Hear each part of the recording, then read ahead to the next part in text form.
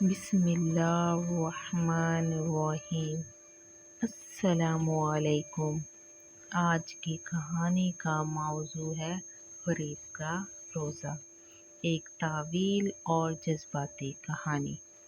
گرمیوں کے لمبے دن تھے اور رمضان کا مہینہ اپنے پورے چوبن پر تھا۔ سورج جیسے آگ برسا رہا تھا۔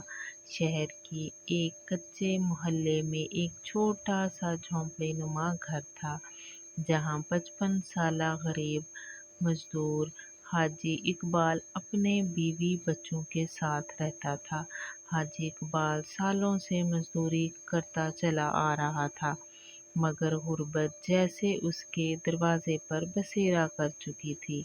رمضان کا پہلا دن تھا۔ حاجی اقبال سحری کے وقت اٹھا، مگر گھر میں کھانے کو کچھ نہ تھا۔ بیوی نے پچھلی رات کی سوکھی روٹی پانی میں ڈبو کر رکھ دی۔ بچوں کی آنکھوں میں بھی بھوک چمک رہی تھی، مگر بچے خاموش رہے، کیونکہ سب جانتے تھے کہ ابا کا روزہ ہے اور وہ بھوکے پیاسے کام پر بھی جائیں گے۔ حاجی اقبال روزانہ کی طرح مزدور کی تلاش میں نکل پڑا، مگر آج کوئی کام نہ ملا۔ دھوپ میں چلتے چلتے پاؤں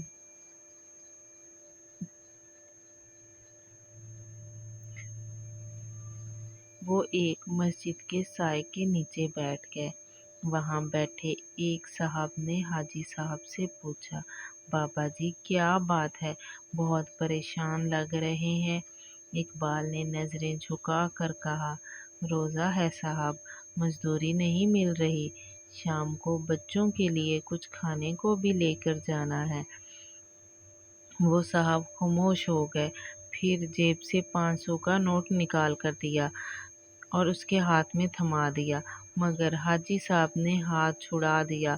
صاحب بھوکا ضرور ہوں، مگر صدقہ نہیں لوں گا، اگر کچھ کام ہے تو دے دو، مزدوری دے دیجیے گا۔ یہ جواب سن کر وہ صاحب حیران رہ گئے۔ اس نفس کا ایسا منظر کم ہی دیکھنے کو ملتا ہے۔ انہوں نے سوچا، ایسا شخص تو ہمارے معاشرے کا ہیرا ہے۔ شام ہوئی، روزہ کھولنے کا وقت قریب آیا۔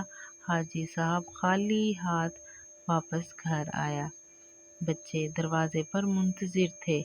ماں نے بھیگی آنکھوں سے پوچھا، کچھ لائے ہو اقبال؟ اقبال نے سر ہلایا، نہیں، آج بھی کچھ نہیں ملا، مگر صبر کرو، اللہ بڑا مہربان ہے۔ اسی لمحے دروازے پر دستخط ہوئی۔ ایک نوجوان ہاتھ میں 2 تھیلے لیے کھڑا تھا۔ السلام علیکم بابا جی، یہ آپ کے لیے ہے۔ میرے لیے؟ مگر کیوں؟ مسجد والے صاحب نے بھیجا ہے۔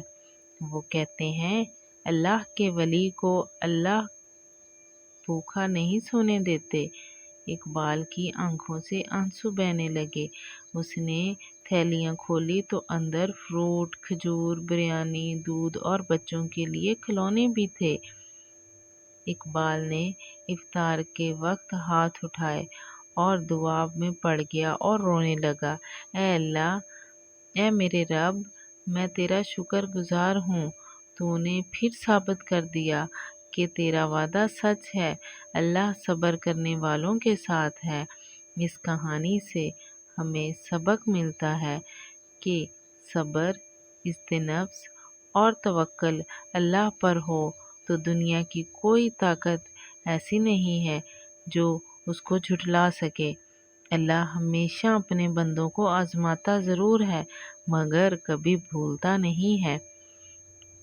اگر آپ کو میری یہ کہانی پسند آئی ہے تو پلیز میرے چینل کو سبسکرائب، لائک اینڈ شیئر ضرور کیجیے گا۔ اللہ حافظ۔